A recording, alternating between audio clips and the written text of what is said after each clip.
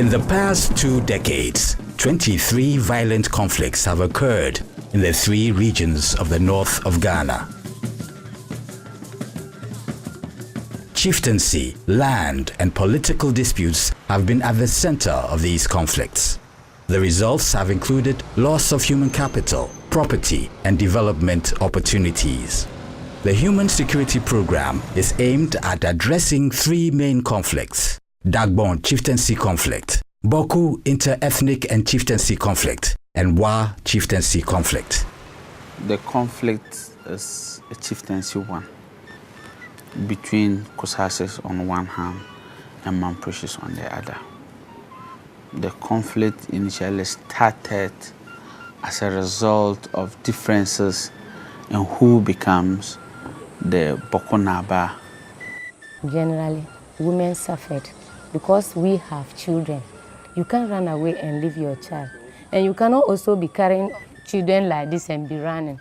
So we had to only take the risk. My husband left me and went to Tamale. And by then I was pregnant for 8 months, so I couldn't also go to any place. I was affected when I lost my brother. He left a wife and 2 kids, and they are now under my care. In an attempt to address the human security threats, the government of Ghana Joint United Nations Human Security Program was initiated in 2009. With a $3 million contribution from the government of Japan, the program sought to empower local institutions, communities, and individuals to manage and prevent conflict in most conflict-sensitive areas in northern Ghana as a means to attaining sustainable human security. Human security is a dynamic policy framework that addresses cross-cutting threats. These are threats that really affect the livelihood, the dignity, and the survival of individuals. Human security advocates for universal freedom, which is freedom from fear, freedom from want, and life with dignity.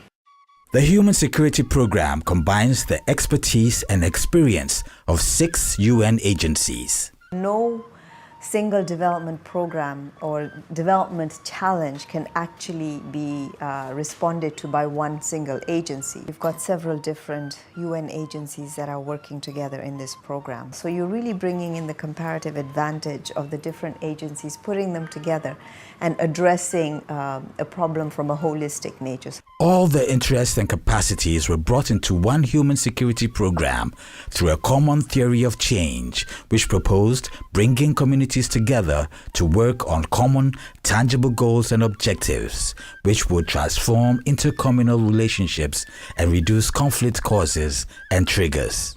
5 key objectives were then set to help build human security. In Objective 1, capacity of local institutions and civil society were developed for good decentralized governance and conflict prevention.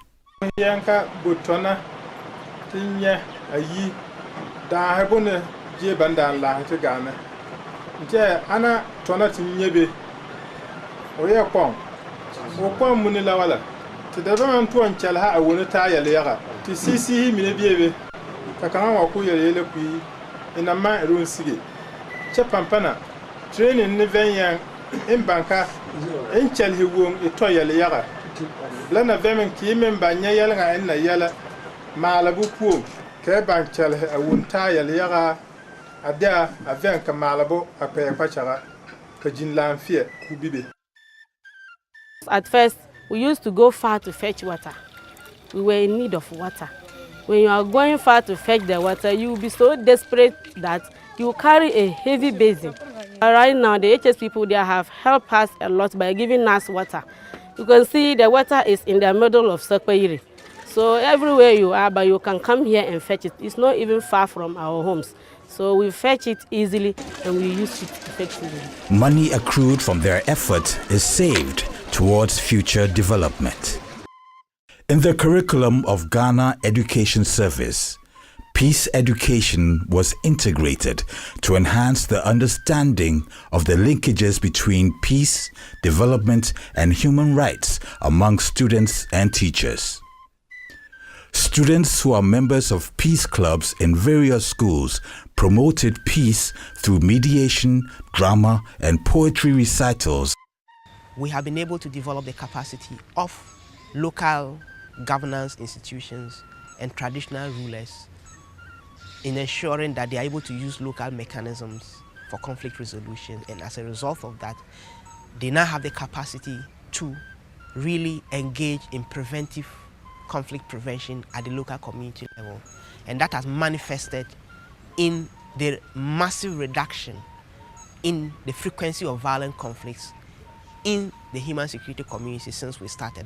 Objective 2 seeks to develop the capacity of security institutions, women and youth, and community volunteers in early warning and response systems. The public was sensitized on the dangers of small arms, whilst the capacity of municipal and district assemblies were also enhanced. We were able to prepare community action plans for 5 conflict-prone communities. And these action plans was prepared by the community with facilitation from the assembly. And the purpose of it was to make communities identify the human security threats in the communities and how to plan to be able to deal with those threats. In Objective 3, new business initiatives were introduced. For example, blacksmiths associations were supported to increase production and to diversify their products away from small arms production. The blacksmiths received training, and now they collaborate with the security agencies to curb small arms proliferation and armed robbery as their contribution to sustaining peace in the region. Many women were brought together from diverse ethnic groups to own communal milling and fortification machines. This project had multiple goals to improve health and nutrition, economic empowerment, conflict prevention, and peace building among feuding factions. In order to empower vulnerable women, men, and the youth, the program selected and provided microfinance support and business management skills training to enable beneficiaries start or expand their existing businesses. The ultimate aim was to enhance social cohesion, peace building, and economic empowerment. Objective 4 focused on food, health, and nutrition security through the provision of small ruminants, economic trees, technical support to farmers, targeted supplementary feeding to children, pregnant women, and lactating mothers. Objective 5 promotes the mainstreaming and advocating of human security concepts in the Ghanaian development context through a local level dialogue involving feuding factions in 3 of the conflict zones. The Human Security Toolbox was developed. Some people have a little bit difficulty in communicating what human security really is. So then we decided to produce knowledge products to explain human security in a way local stakeholders can easily understand and then use it in a practical way. The government of Ghana committed human and financial resources through the participating municipal metropolitan assemblies to ensure local ownership and sustainability of the program. The government has been ensuring human security by mainstreaming the subject into the current 2010 to 2013 medium-term development plan of the country and of Tamale Boku Yendi Wa metropolitan assemblies. Our aspirations are that with all the capacity building programs that have been implemented and also the human security interventions that have been delivered in the communities, we as an assembly, we should be able to sustain these programs, the interventions as well as the initiatives, so that the ultimate goal of achieving human security is realized. From the different gates, we are together now, and we are now talking about the peace. So I think those who were the key leaders to that side, when I see them talking about peace, I'm always happy. They were the key leaders. If they hear that something has started here, they were the key leaders to go and even push more fire. But for now, they are rather talking about peace. So I think we have to also try to learn for ourselves, not somebody coming from outside to tell us to have peace for ourselves.